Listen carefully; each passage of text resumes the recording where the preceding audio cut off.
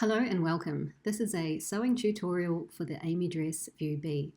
It's a simple little dress with bias binding to finish the armholes and the neckline. It has a button placket on the back bodice, clean finished hems, a gathered skirt with side seam pockets. And I'm just showing you a close-up of the finishing here around the armholes and the neckline, and I'll be taking you through how to do that bias binding step by step. Okay, so I'm showing you the cut pieces here. We have a pair of pocket bags in self fabric and in lining. Those were the bias binding strips for the armholes. The back bodice is cut a pair, the front bodice is cut one on the fold, and we have two skirt panels, a front and a back, which are exactly the same. Okay, the first thing we're going to do is fold out the back placket. So if you find the nicks, there's two nicks on the neck edge and on the hem edge, and you're going to fold that twice and iron it. So I've just been over to the iron to iron those creases in. Then we're going to go over to the sewing machine and just stitch that placket down. Okay, so stitching quite close to the folded edge on the inside here. And just stitching all the way down on the left and the right panels.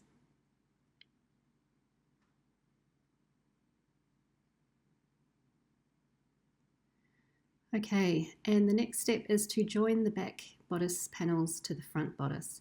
So I've got the right side of the front bodice up, and I'm putting the back bodices face down.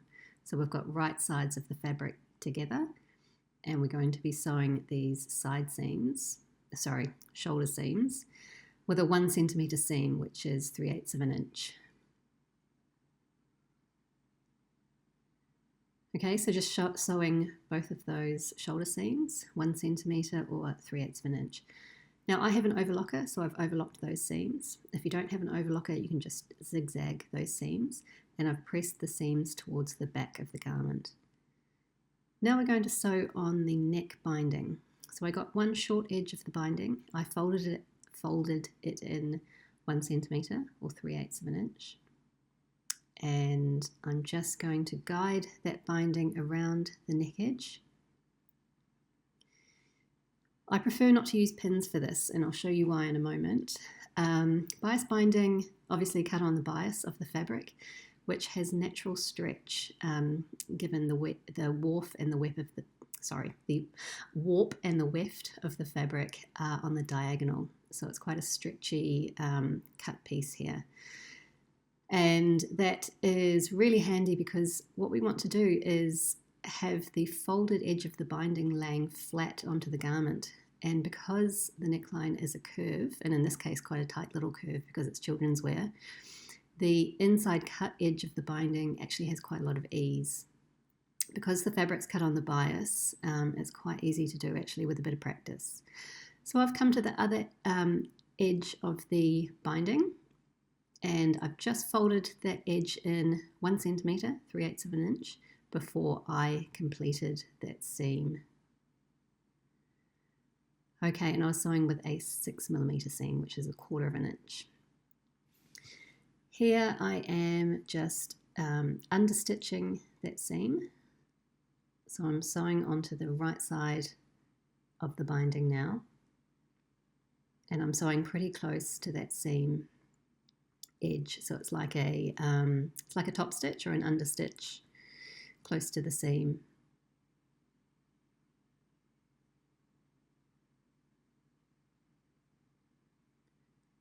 And the next step is, with the wrong side of the garment up, I'm going to top stitch around that neckline. So we're going to be top stitching about 6mm, which is 1/4 of an inch. Now I have a very basic Brother domestic sewing machine which does not like to go over any sort of thicknesses of seams.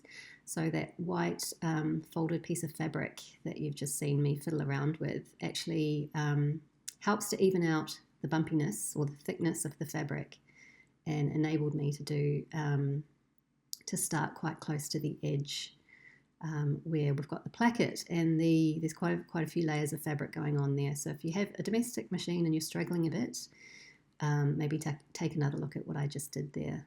It really helps. Okay, so coming to the other end here. So that was a top stitch. It was 6 millimeters or 1/4 of an inch all the way around. And a good idea to go and iron that flat now. And just showing you that finished neck binding. Okay, now we're going to move on to the armholes. I'm going to pin this one to demonstrate why I don't like pinning binding. Absolutely entirely up to you. It can be very useful to keep things in place, to keep your, less things to worry about. But I actually find that pinning the binding down, it means that you lose control of that bias. So the wonderful thing about bias binding is that it's very stretchy. You can sort of encourage it to do what you want and to go where you want. And if you have pins there, then you lose that ability to be flexible. But again, totally up to you. Very important when we come to the tight curve of the underarm, is not to stretch the main fabric there. Otherwise you will get like armholes that kind of flick out a little bit and look a bit unprofessional. Okay, so like the neckline, we are now top stitching or under stitching that seam. And that under stitching just keeps the binding in place, really, keeps it nice and flat. Okay, and I've moved on to the second armhole now without pins.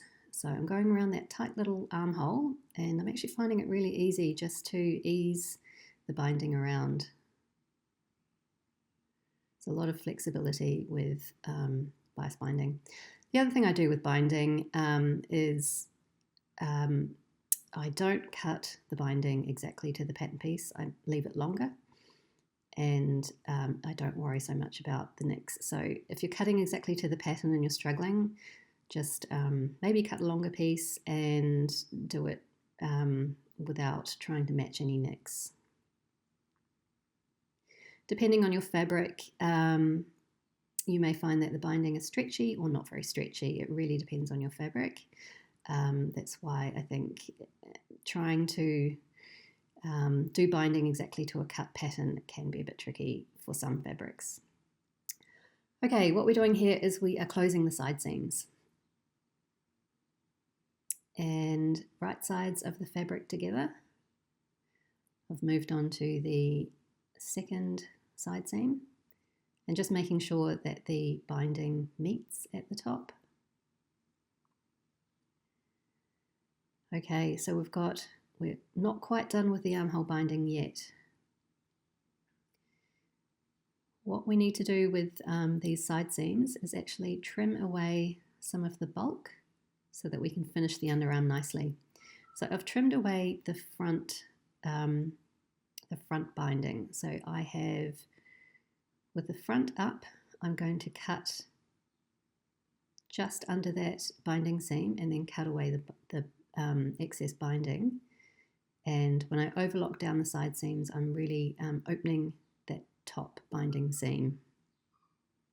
And that means that you just don't have a lot of bulk under the arm, which can be really difficult to sew, especially if you're on a domestic sewing machine. Okay, make sure that your side seams are pointing towards the back of the garment, and we're going to top stitch those top stitch the armholes. And again, we're doing a 6 mil top stitch or 1/4 of an inch.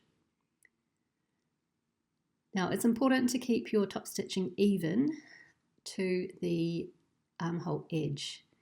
So I'm not really bothered about whether the inside edge of the binding looks even or not, because it's on the inside of the garment, you don't see it.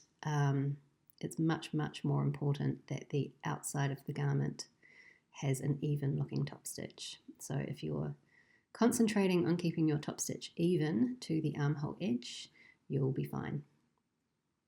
Okay, and we're just using the natural stretch of that bias binding to stretch that outer folded edge around the armhole.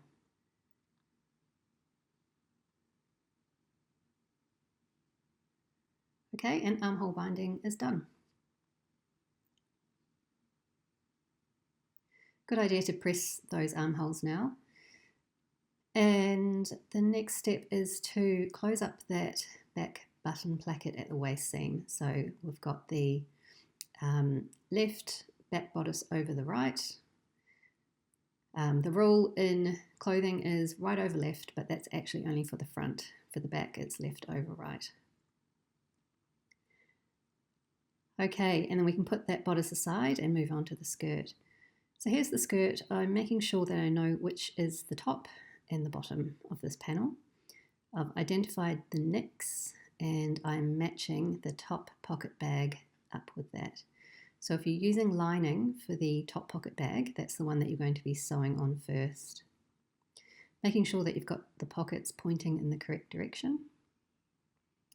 So I've just sewn a 1 centimetre seam or 3/8 of an inch in between those two nicks, and then I just got my scissors and I cut into those nicks almost up to the stitch line. And now I'm just doing an understitch quite close to that seam. At this point you can either overlock the seam, or I'm just doing a zigzag. And I'm zigzagging only between those nicks. Okay. And a good idea to go over to the iron and just iron that top pocket bag nice and flat.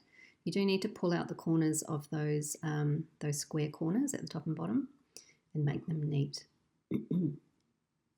So I've just put the bottom pocket bag face down, and now I am sewing a 1 centimetre or 3/8 of an inch seam all around that pocket bag. Feel free to pin this. I probably should have done actually.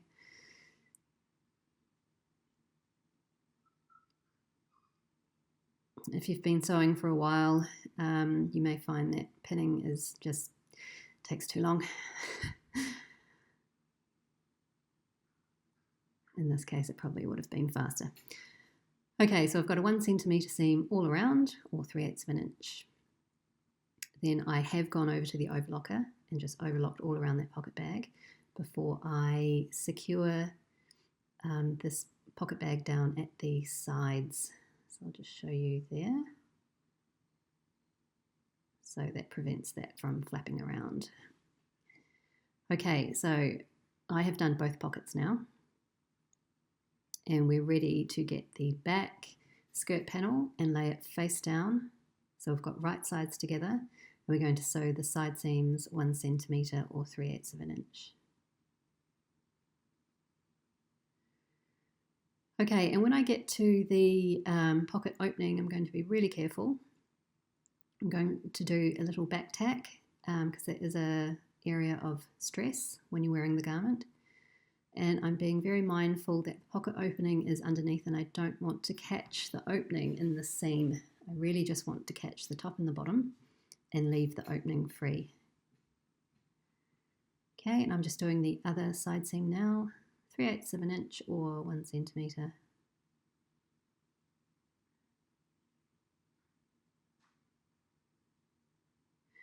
And if you have an overlocker, go and overlock that seam or do a zigzag. While I'm here, I'm going to sew the skirt hem.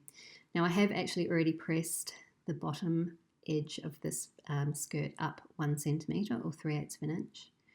And now I have folded it up another 2.5 centimetres or an inch. And I'm just sewing that right around. It's much easier to sew if you have pressed that raw edge up 1 centimetre to begin with.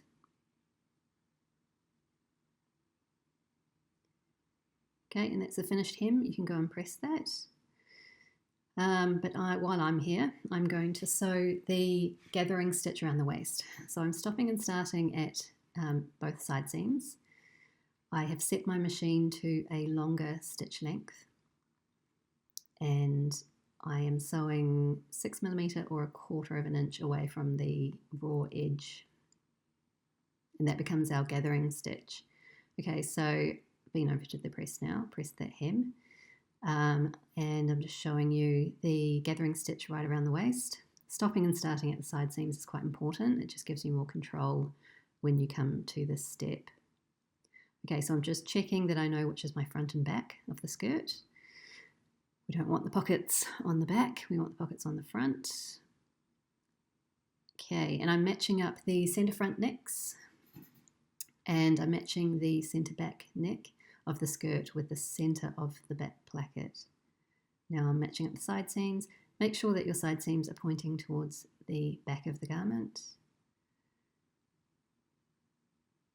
And once I've got those 4 pins in place, I can go ahead and gather in between. So we're gathering the skirt to fit the waist. Now I'm trying to do fairly even gathers at this point, but you'll see in a moment that I do quite a lot at the machine trying to control those gathers. I prefer this to putting in like 50 million pins. If you're using a domestic sewing machine, one of the frustrating things about these sorts of sewing machines is that the presser foot can drag the fabric along, like the top layer of the fabric along. No matter how much you adjust your machine, it's just one of these things. They're not industrial machines, and I find it frustrating. So I do counterbalance this by using my snips here just to squash down those gathers to make sure that they get fed into the seam in the right place, and that the presser foot is not sort of pushing them along and flattening out my gathers.